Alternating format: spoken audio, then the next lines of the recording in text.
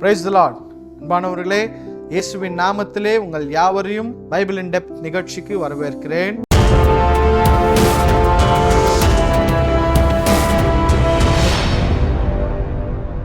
இந்த நாளிலே ஆதியாகமம் 1ஆம் அதிகாரம் 26வது வசனத்திலே, பின்பு தேவன் நமது சாயலாகவும் நமது ரூபத்தின்படியேயும் மனுஷனை உண்டாக்குவோமாக என்ற வசனத்தின் விவரத்தை நாம் பார்க்க போகிறோம். இதிலே நமது சாயலாக என்று சொல்லி பன்மையில் சொல்லப்பட்டிருக்கிறது. இங்கே அநேகர் என்ன சொல்லுவார்கள் என்று சொன்னால், தேவ தூதர்களோடு பேசினார் அல்லது யாரோடு தேவன் பேசினார் என்று ஒரு குழப்பம் இங்கே இருக்கிறது. பிரியமானவர்களே, இங்கே தேவன் யாரோடும் பேசவில்லை. தேவன் தனக்குள் தானே பேசுகிற காரியம்தான் அல்லது சொல்லுகிற காரியம்தான் இந்த வார்த்தைகளின் கோர்வை. இந்த ஆதியாகமம் 1ஆம் அதிகாரத்தில் தேவன் என்று வருகிற சொல் எல்லாமே ஏலோஹிம் என்ற வார்த்தையை, எபிரேய பதத்தை குறிக்கிறது.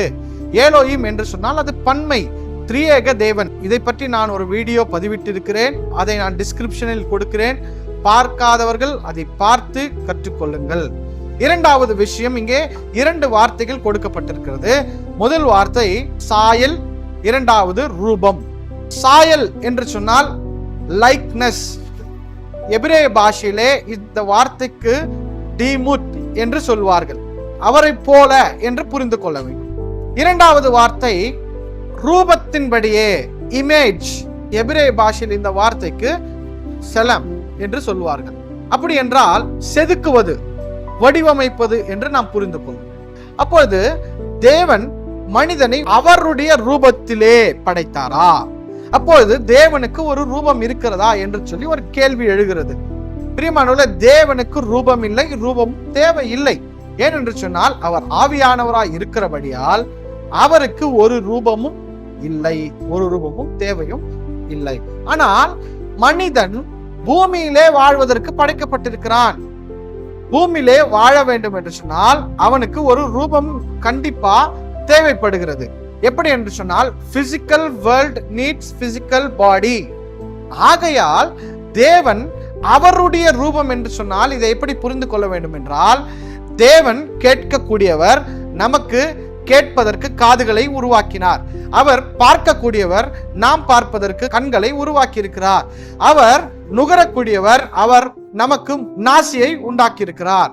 அவர் தொடக்கூடியவர், செயலாற்றக்கூடியவர், ஆகையால் நமக்கு கரங்களை கொடுத்திருக்கிறார். இப்படி மனிதனுக்குள் இருக்கிற சென்சஸ் எல்லாமே தேவனுக்கு இருக்கிறபடியால் அவர் நமக்கு அந்த சென்சஸ் எல்லாவற்றுக்கும் ஒரு ரூபத்தை கொடுத்திருக்கிறார். அதுதான் நாம் புரிந்து கொள்ள வேண்டும். இரண்டாவது வார்த்தை அதிலே சாயல் என்று சொல்லப்பட்டிருக்கிறது, லைக்னஸ். இந்த சாயல் என்ன என்று சொன்னால், அவருடைய குணங்களை நமக்கு தேவன் கொடுத்திருக்கிறார். அன்பு, இரக்கம், கனிவு, பண்பு. இன்னும் சொல்ல போனால், ஒரு சில நேரங்களில் யாராகிலும் ஏதாகிலும் ஒரு பிரச்சனையில இருப்பார்கள் என்று சொன்னால், இல்ல யாராகிலும் மரித்து விட்டார்கள் என்று சொன்னால், ஒரு எங்கிருந்தோ ஒரு வேதனை நமக்குள்ள, மனிதாபிமானம் என்று சொல்லுகிறோமே, அதெல்லாம் எங்கிருந்து வருகிறது? இயல்பாய் படைக்கப்பட்ட பொழுதே தேவன் நமக்கு கொடுத்திருக்கிறார்.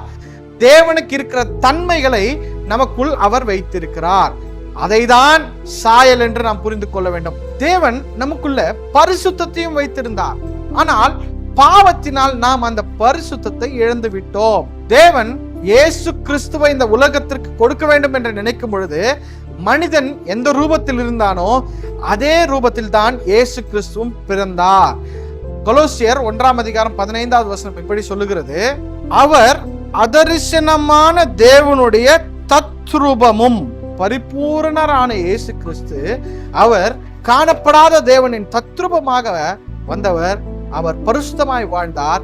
நம்மை எல்லாரையும் அவர் மூலமாய் தேவன் மறுபடியும் தன் சாயலாக பரிசுத்தப்படுத்தி கொண்டிருக்கிறார். பிரியமானவர்களே, நாம் புரிந்து கொள்வோம், நமக்கு அவருடைய ரூபத்தை, அவர் சென்ஸ் பண்ணக்கூடிய எல்லாவற்றையும் நமக்கு ரூபமாக கொடுத்து, அவருடைய தன்மைகளையும் நமக்கு கொடுத்து மனிதனாக அவர் உருவாக்கினார். நமது சாயல், ரூபம் என்ற வார்த்தைகளை குறித்து நாம் இன்றைக்கு புரிந்து கொண்டோம். கர்த்தர் உங்களையும் உங்கள் குடும்பங்களையும் ஆசீர்வதிப்பாராக. ஆமென்.